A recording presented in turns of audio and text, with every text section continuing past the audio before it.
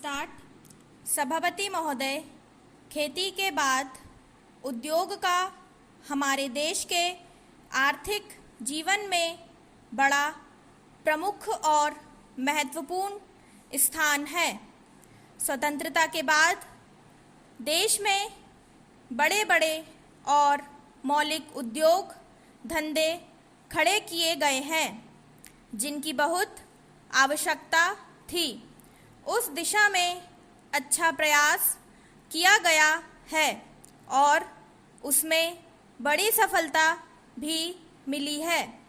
लेकिन जहां बड़े बड़े उद्योग धंधे खड़े हुए, वहां छोटे छोटे उद्योग धंधों की, विशेष रूप से उन उद्योग धंधों की जो देश में परंपरा से चलते आ रहे थे, बड़ी उपेक्षा हुई।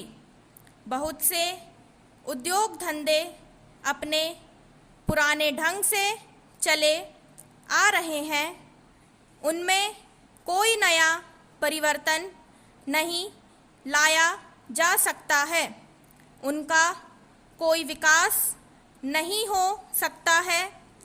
देश की स्थिति को देखते हुए विशेष रूप से ग्रामीण क्षेत्रों में कौन से नए उद्योग धंधे खड़े किए जा सकते हैं, इस बारे में कोई अनुसंधान नहीं किया गया है।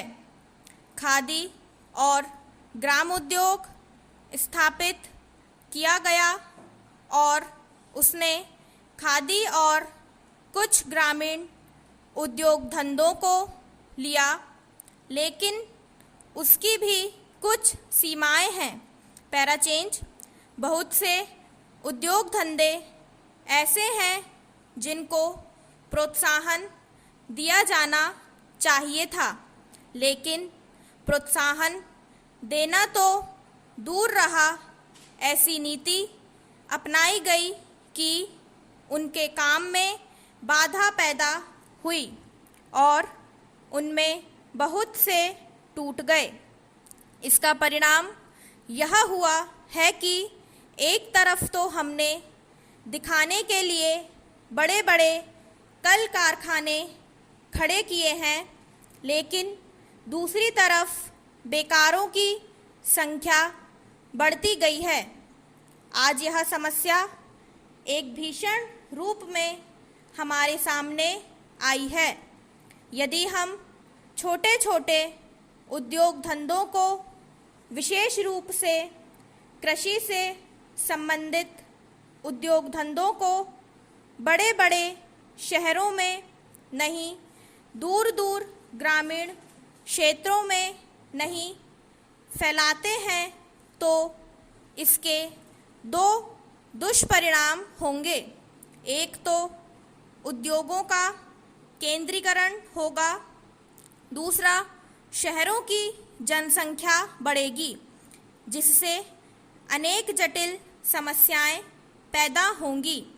इससे हर एक आदमी को काम नहीं मिलेगा और हमारे जो पुराने उद्योग धंधे जीवन से संबंधित सामग्रियां तैयार करते हैं, उन पर बुरा प्रभाव पड़ेगा।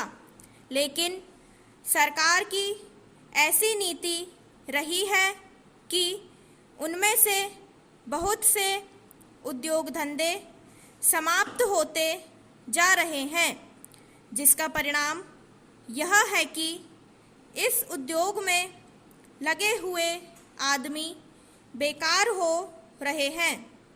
मैं चाहूँगा कि सरकार ऐसे उद्योग धंधों को अधिक प्रोत्साहन देने का प्रयत्न करे।